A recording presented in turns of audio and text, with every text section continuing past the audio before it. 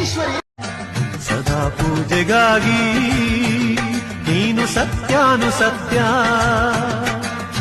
ಎಂದಿಗೂ ಒಂದೇಯ ಶ್ರೀಮಣಿ ಕಂಠ, ನೀನೆಂದಿಗೂ ಒಂದೇಯ ಶ್ರೀಮಣಿ ಕಂಠ.